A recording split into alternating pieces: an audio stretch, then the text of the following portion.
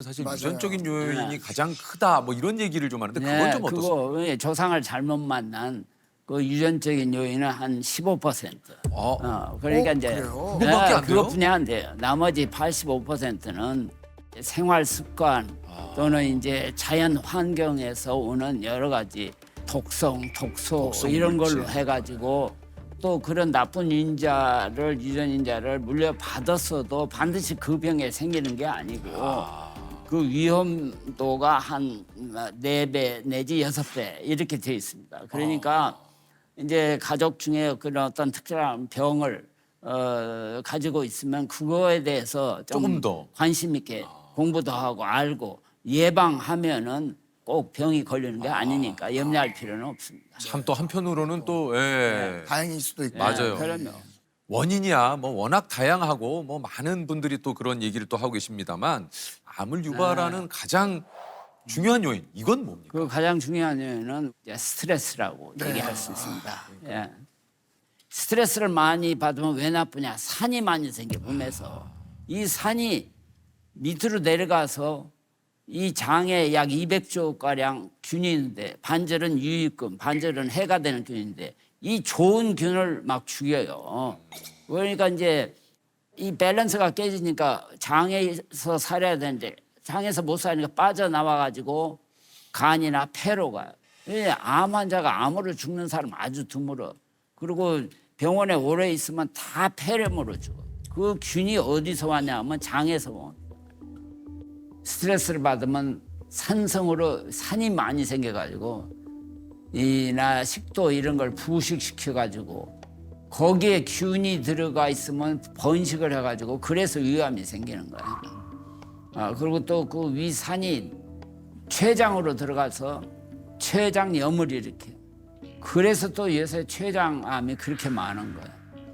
이 스트레스가 훨씬 더 나쁜 원인이에요. 스트레스를 받으면 그 유전자를 망가뜨려요. 예. 특히 이제 암 환자들이 할 수 있는 것은 잘 먹고 마시고 자는 거. 그게 제일 중요한데 우리가 먹고 마시는 것은 이 마음이 편치 않으면 맞아요. 이게 왜냐하면 우리 그 위장은 뇌하고 직접적인 연관이 있습니다. 기분 나쁜 상태에서 먹으면 아우, 장이 체하죠. 체하는 정도라 장이 흡수를 안 해요. 그러니까 그 먹어도 아무 소용없죠. 또 반면에 아무리 나쁜 음식을 아주 기분 좋게 감사한 마음으로 먹으면 이 장이 나쁜 것을 흡수를 안 해요. 그 얼마나 신기한 겁니까? 신기하네요. 신기하네요. 그렇게 우리 몸은 정말로 신기하고 신비스럽게 창조돼 있어요. 야, 아니 그렇다면 이제 진짜 암 세포가 좀 자라고 있다. 뭐 내지는 증상적으로 본인 스스로가 알 수 있는 뭐 몸에 어떤 신호 같은 게 좀 있습니까? 그러니까 이제 담배를 피는 사람은 주로 이제 혀에서부터 이제 암이 생기죠. 그런 건 쉽게 자기가 느끼죠. 네네. 그러나 대부분 우리 한국 사람이 많은 그 위장계통 암은 암이 커져가지고 그 옆에 있는 기관 또는 뭐 그 장기를 막는다든지 이런 이제 장애가 있기 전까지는 증세가 없습니다. 그러나 이제 일반적으로 보면은 이유 없이 피곤한 거, 이유 없이 피곤한 거. 그다음에 잘 먹고 마시는데도 체중이 떨어지는 거. 근데 이런 것들이 전조 증상이라고 얘기할 수 있습니다. 우리가 평소에 오줌이나 변을 볼 때에 변도 그렇죠. 습관적으로 그 색깔이라든지 이런 것만 봐도 그 정상적이 아니면은 바로 의사한테 가서 그 진단을 받는 것이 그 조기 진단에 도움이 됩니다. 근데 박사님이 얘기하신 대로 평소에 그러니까 내 스스로의 건강이나 내 몸에 대해서 조금은 좀 예민할 필요가 좀 있는 것 같아요. 그렇죠. 네, 그죠?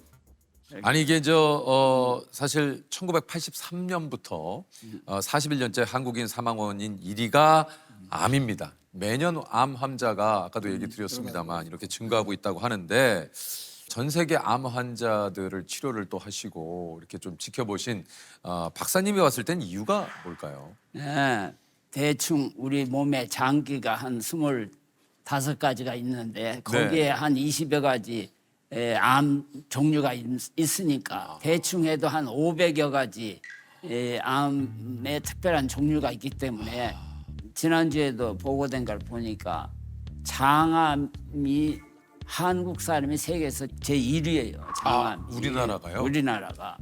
근데 제가 어렸을 때는 장암이 거의 없었어요. 아, 그랬습니까? 없었어요. 장암은 아주 드문암이었어요. 그런데 이게 잘 살게 돼가지고 고기를 많이 먹잖아요. 많이 먹죠. 많이 먹는데 특히나 나쁜 기름이 많아요.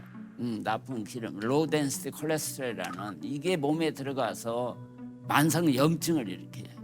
이게 만성 염증이 모든 병을 촉진하고 이제 원인이 될 수가 있습니다. 그러면 고기를 먹지 말아야 되느냐 하는 건 그건 아닌데 어떻게 아니죠. 먹냐가 이게 중요한 거예요. 이게 태우면은 맛이 훨씬 있어요. 근데 맛있는 건 되게 나쁜 음식이라 생각하면 돼요. 달든지 이렇게 이 굽든지 이렇게 하면 기름이 튀어나와 가지고 이게 맛있게 돼 있어요. 그 안에 그 발암 물질이 왕창 나와요. 그러니까 이 흰 거 벽에 빼고 살코기만. 그걸 빼고 살코기만. 아하. 그리고 심줄에 그 나쁜 기름이 있어요. 심줄 그걸 빼야죠.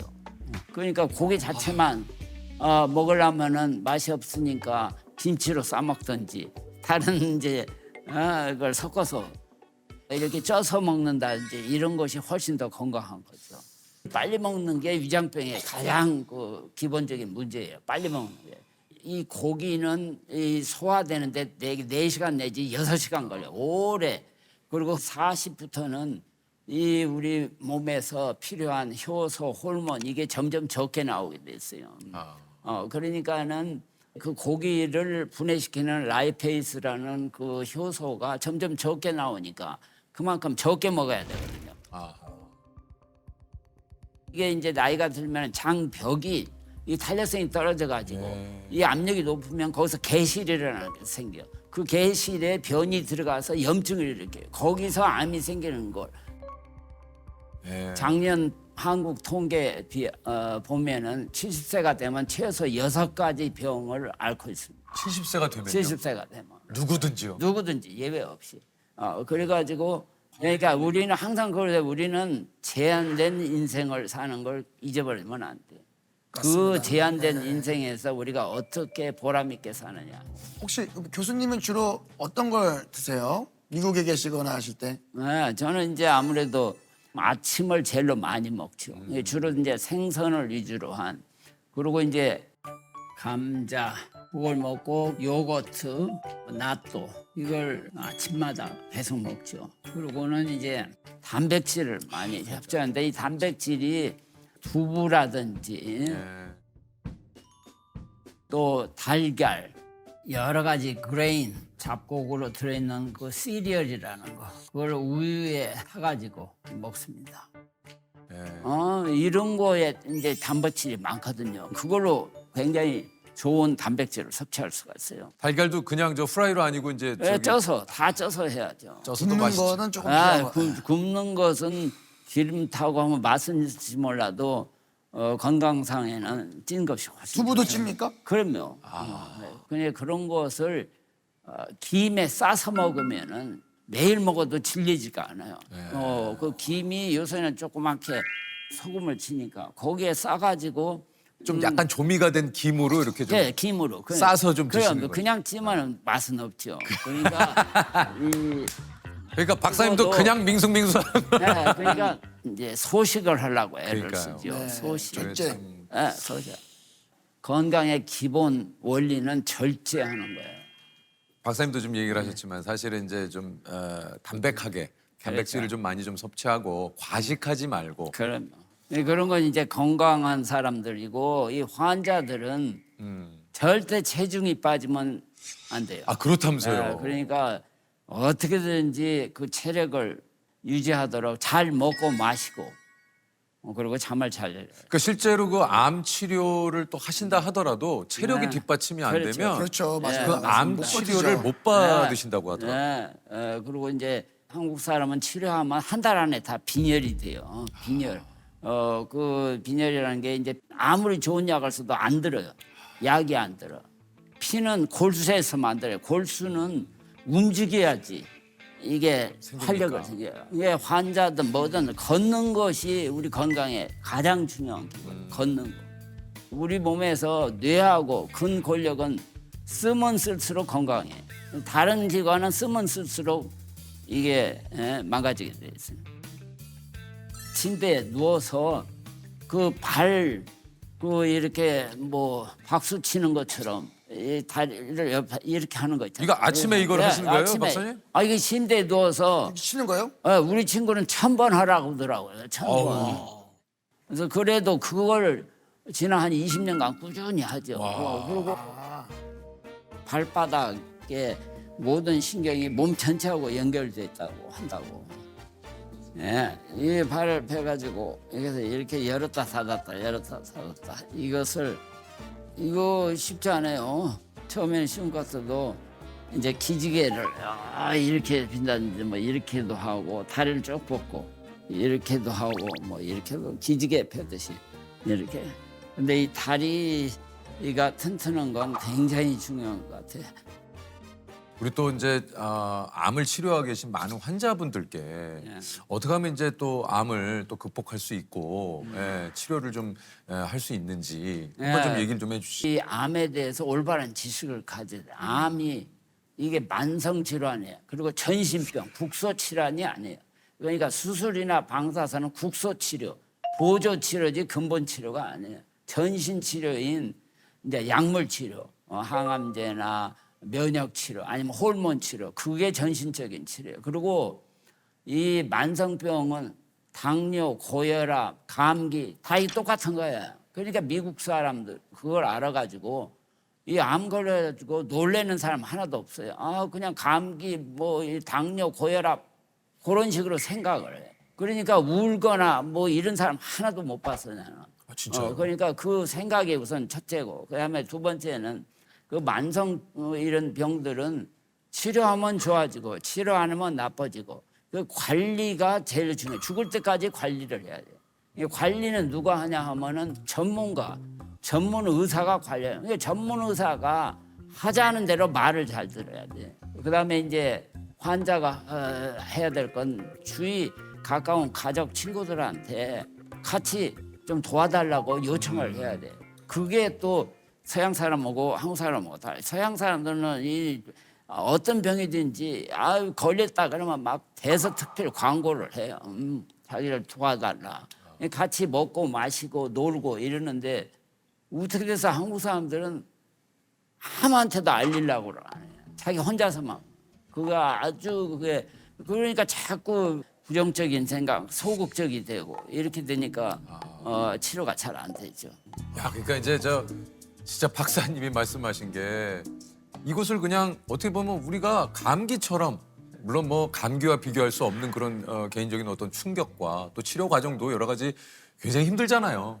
그렇다고 하더라도 환자분께서 어떤 마인드로 이 병을 맞이하느냐. 그러니까 그런 것이 결국 치료를 받더라도 좋은 결과를 낼 수 있다 그런 얘기신 것 같아요. 적극적이고 긍정적인 생각을 가지면 몸에서 활력을 만드는 엔돌핀이라는 호르몬 그거에 약 4000배 효과가 있다는 다이돌핀이라는 게 요새는 알려졌어요. 그래가지고 거의 초인간적인 기적적인 상황을 만들 수도 있는 것이 지금 최근에서 알려져 있습니다. 이게 즐기는 자기 하는 일을 즐기는 사람들 그리고 배짱이 좋은 사람들 이런 사람들은 병도 잘 안 걸리고 걸려도 치료가 잘 돼. 그러니까 깡패 같은 마음을 가진 사람들이 치료가 잘 되는 건 틀림없는 거예요. 왜냐하면 그 사람들이 단순하고 의사 말을 잘 들어요. 그래서 잘 되는 거예요. 뭐 사실 많은 분들께서 아직도 이제 뭐 박사님도 그렇습니다만 오랫동안 연구를 하고 계신데 암을 완벽하게 좀 정복할 수 있는 날 그리고 그런 치료제가 나오는 날이 좀 있을까요? 근데 이제 지난 한 5, 60년 동안 계속 발표되는 걸 보면 거의 불가능한 것처럼 이렇게 그러니까 이제 옛날에는 큐어 영어로 큐어 완치 이런 말을 지금은 안 써요. 지금은 안 씁니다. 지금은 안 쓰고 레미션 그게 일단 정지시키는 거 이게 우리가 할 수 있는 최선의 방법은 진행되는 암을 슬로우 다운, 천천히 하든지 아니면 더 이상 진전을 못 시키게. 근데 이것이 우리가 할 수 있는 최선의 방법. 그냥 관리하는 수밖에 없어요.